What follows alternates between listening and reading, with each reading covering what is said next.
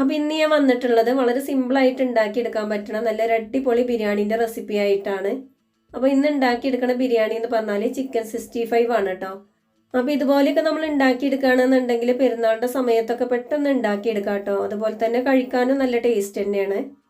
അപ്പോൾ എന്തായാലും നമുക്ക് വീഡിയോ ഒന്ന് കണ്ടു നോക്കാം. അതിന് മുമ്പായിട്ട് നമ്മൾ ചിഞ്ചച്ചിലു മുത്തുഫാക്ക് എന്ന ചാനൽ ആദ്യമായിട്ട് കാണുന്നവരാണെങ്കിൽ ലൈക്ക് ചെയ്യാനും ഷെയർ ചെയ്യാനും സബ്സ്ക്രൈബ് ചെയ്യാനും അതോടൊപ്പം തന്നെ ആ ബെൽ ബട്ടൺ ക്ലിക്ക് ചെയ്യാനും മറക്കരുത്.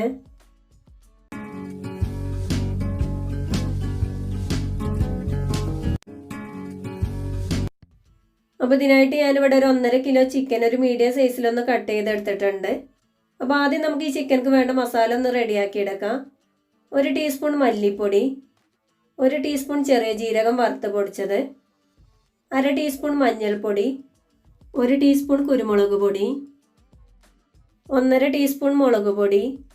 മുളക് പൊടിൻ്റെ അളവ് ഓരോരുത്തരുടെ എരിവിനനുസരിച്ച് കൂട്ടിയോ കുറയ്ക്കുകയൊക്കെ ചെയ്യാം. പിന്നെ ഇതിലേക്ക് 1 ടീസ്പൂണോളം ഗരം മസാലപ്പൊടി ചേർത്ത് കൊടുക്കുന്നുണ്ട്. അതുപോലെ തന്നെ ഒരു 1.5 ടീസ്പൂൺ ഉപ്പും ചേർത്ത് കൊടുക്കുക. പിന്നെ ഇതിലേക്ക് ഓരോ ടേബിൾ സ്പൂൺ വീതം ഇഞ്ചി വെളുത്തുള്ളി പേസ്റ്റ് ചേർത്തെടുക്കുക. അതുപോലെ തന്നെ 1 ടേബിൾ സ്പൂൺ മൈദപ്പൊടി, 1 ടേബിൾ സ്പൂൺ കോൺഫ്ലവറും ചേർത്തെടുക്കുക. പിന്നെ ഇതിലേക്ക് ഒരു 1/2 ടേബിൾ സ്പൂണോളം അരിപ്പൊടിയും ചേർത്തെടുക്കുന്നുണ്ട്. ഇനി ഇതിലേക്ക് ഒരു നാരങ്ങ നീര് ചേർത്തെടുക്കാം. അതുപോലെ തന്നെ 2 തണ്ട് കറിവേപ്പില കട്ട് ചെയ്ത് ചേർത്തെടുക്കുന്നുണ്ട്. ഇനി ഒരു ഭംഗിക്ക് വേണ്ടിയിട്ട് റെഡ് ഫുഡ് കളർ കുറച്ച് ചേർത്തെടുക്കുന്നുണ്ട്. അപ്പോൾ അത് നിർബന്ധമില്ല കേട്ടോ, വേണമെന്നുണ്ടെങ്കിൽ മാത്രം ചേർത്തെടുത്താൽ മതി. ഇനി ഇതെല്ലാം കൂടെ നന്നായിട്ട് തന്നെ ഒന്ന് മിക്സ് ചെയ്തെടുക്കാം. നമ്മുടെ നന്നായിട്ട് തന്നെ ഒന്ന് മിക്സ് ചെയ്തെടുത്തിട്ടുണ്ട്. ഇനി ഇതൊരു സൈഡൊക്കെ മാറ്റി വെക്കാം. ഇനി നമുക്ക് ബിരിയാണിക്ക് വേണ്ട ഉള്ളി ഒന്ന് വറുത്തെടുക്കാം. അതിനായിട്ട് ഞാനിവിടെ ഒരു പാൻ അടുപ്പിൽ വെച്ചാണ് തവിടെണ്ണ ഒഴിച്ചു കൊടുത്തിട്ടുണ്ട്. എണ്ണ നന്നായിട്ട് ചൂടായി വരുന്ന സമയത്ത് ഒരു 4 വലിയ ഉള്ളി നീളത്തിൽ കട്ട് ചെയ്ത് ചേർത്ത് കൊടുക്കുക. അപ്പോൾ ഇത് 2 തവണ ആയിട്ടാണ് കേട്ടോ ഞാൻ വറുത്തെടുത്തിട്ടുണ്ടായിരുന്നത്. ഇനി നന്നായിട്ട് ഇതുപോലെ ഒരു ഗോൾഡൻ കളർ ആണത് വരെ വറുത്തെടുക്കുക. അപ്പോൾ ഏകദേശം നമ്മളെ ഉള്ളിയൊക്കെ ഒന്ന് വറവായി കിട്ടിയിട്ടുണ്ട്. അപ്പോൾ ഇത്രയും മതി. ഇനി എണ്ണയിൽ കോരി മാറ്റാം. നമ്മളിതുപോലെ ബിരിയാണി ഉണ്ടാക്കിയെടുക്കുന്ന സമയത്ത് കുറച്ച് കൂടുതലായിട്ട് തന്നെ ഉള്ളി വറുത്തെടുക്കണം കേട്ടോ. 1 കിലോ അരി എടുക്കുകയാണെന്നുണ്ടെങ്കിൽ ഒരു 4 വലിയ ഉള്ളിയെങ്കിലും വേണം. അപ്പം ഞാൻ 2 തവണ ആയിട്ട് തന്നെ ഉള്ളിയൊക്കെ ഒന്ന് വറുത്തെടുത്തിട്ടുണ്ട്. ഇനി ഇത് കൈ വെച്ച് നന്നായിട്ടൊന്ന് പൊടിച്ചെടുക്കാം. അപ്പോൾ ഞാനിതൊരു സൈഡൊക്കെ മാറ്റി വെക്കുന്നുണ്ട്. ഇനി നമ്മൾ ഉള്ളി വറുത്തെടുത്ത അതേ എണ്ണയിൽ തന്നെ ചിക്കനും ഒന്ന് ഫ്രൈ ചെയ്തെടുക്കാം. അപ്പോൾ ഒരു മീഡിയം ടു ലോ ഫ്ലെയിമിൽ വെച്ച് ഫ്രൈ ചെയ്തെടുത്താൽ മതി.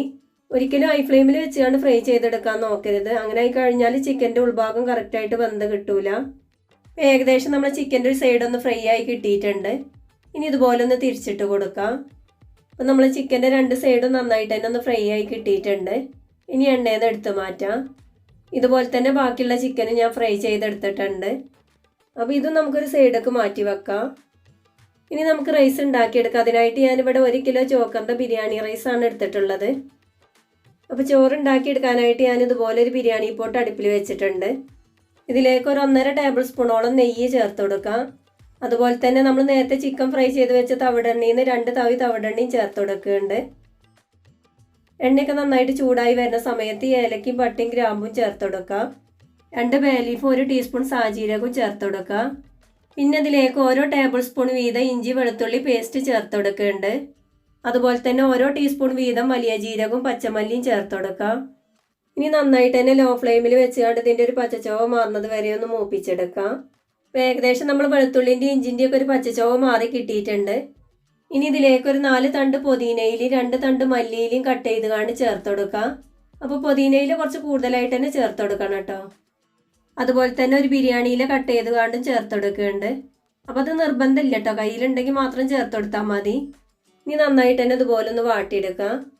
ഏകദേശം നമ്മൾ മല്ലിയിലും പുതിനയിലൊക്കെ നന്നായിട്ടൊന്ന് വാടി റെഡിയായി കിട്ടിയിട്ടുണ്ട്. അപ്പോൾ ഈ സമയത്ത് നമുക്ക് ഇതിലേക്ക് വേണ്ട വെള്ളം ചേർത്ത് കൊടുക്കാം. അപ്പോൾ ഞാൻ 4 കപ്പ് അരിയാണ് എടുത്തിട്ടുള്ളത്. ഇതിലേക്ക് ഞാൻ 8 കപ്പ് വെള്ളമാണ് ചേർത്ത് കൊടുക്കുന്നത്. ഇനി വെള്ളത്തേക്ക് ആവശ്യത്തിനുള്ള ഉപ്പ് ചേർത്ത് കൊടുക്കുക. അപ്പോൾ ഞാനിവിടെ 2 ടീസ്പൂണോളം ഉപ്പ് ചേർത്തിട്ടുണ്ട്. അപ്പോൾ ഉപ്പിൻ്റെ അളവൊക്കെ ഓരോരുത്തരുടെ ടേസ്റ്റിനനുസരിച്ച് കൂട്ടുകയോ കുറയ്ക്കുകയൊക്കെ ചെയ്യാം. വെള്ളം നന്നായിട്ട് തിളച്ച് വരുന്ന സമയത്ത് കഴുകി വെച്ച അരി ചേർത്ത് കൊടുക്കാം. അരി ചേർത്തതിന് ശേഷം നന്നായിട്ട് തന്നെ ഒന്ന് ഇളക്കിയെടുക്കണം. ഇനി ഇതുപോലെ ഒന്ന് അടച്ച് വെച്ചതിന് ശേഷം ഹൈ ഫ്ലെയിമിൽ വെച്ചുകൊണ്ടൊന്ന് വേവിച്ചെടുക്കാം. അരിയൊക്കെ വെന്ത് വരുന്ന സമയം കൊണ്ട് ചോറിൽ ഒഴിച്ചു കൊടുക്കാനുള്ളൊരു സോസ് റെഡിയാക്കി എടുക്കണം. അതിനായിട്ട് ഞാനിവിടെ ഒരു 3/4 കപ്പോളം തൈര് എടുത്തിട്ടുണ്ട്. ഇതിലേക്ക് 1/2 ടീസ്പൂൺ മഞ്ഞൾപ്പൊടി, 1/2 ടീസ്പൂൺ മുളക് പൊടി, 1/4 ടീസ്പൂൺ കുരുമുളക് പൊടി, 1/2 ടീസ്പൂൺ ഗരം മസാലപ്പൊടി, 1/2 ടീസ്പൂൺ ഉപ്പ്, 1 ടേബിൾ സ്പൂൺ നെയ്യ്, 2 തണ്ട് പുതിനയില കട്ട് ചെയ്തതും 2 തണ്ട് മല്ലിയില കട്ട് ചെയ്തതും ചേർത്ത് കൊടുത്തിട്ടുണ്ട്. ഇനി നന്നായിട്ട് ഇതുപോലെ ഒന്ന് മിക്സ് ചെയ്തെടുക്കാം. ഇനി ഇതൊരു സൈഡൊക്കെ മാറ്റി വെക്കാം. ഏകദേശം അരിയൊക്കെ നന്നായിട്ടൊന്ന് തിളച്ച് വന്നിട്ടുണ്ട്.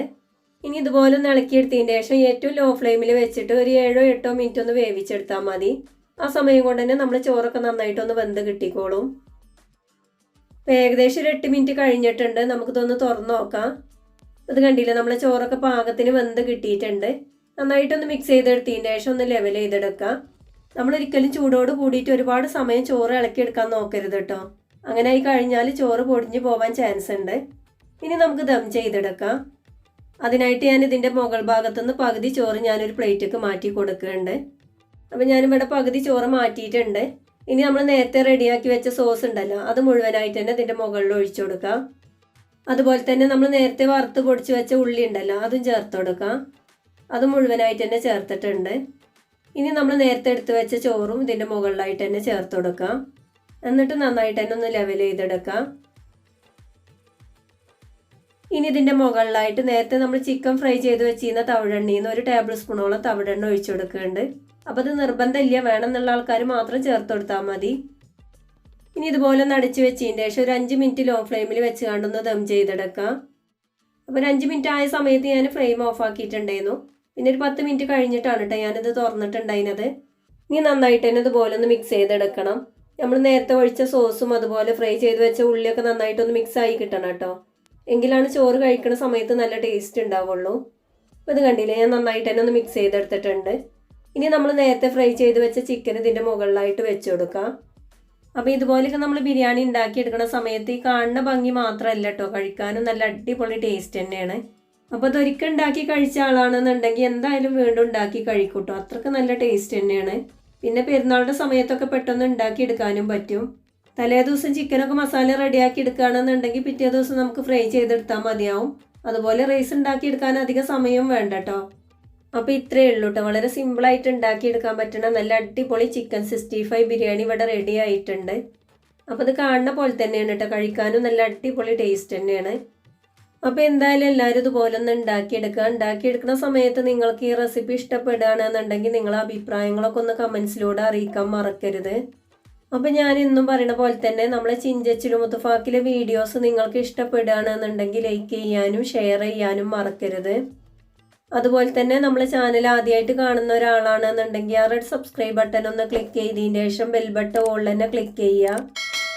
എങ്കിലേ ഞാനിടുന്ന വീഡിയോസിൻ്റെ നോട്ടിഫിക്കേഷൻ നിങ്ങൾക്ക് കിട്ടുള്ളൂ.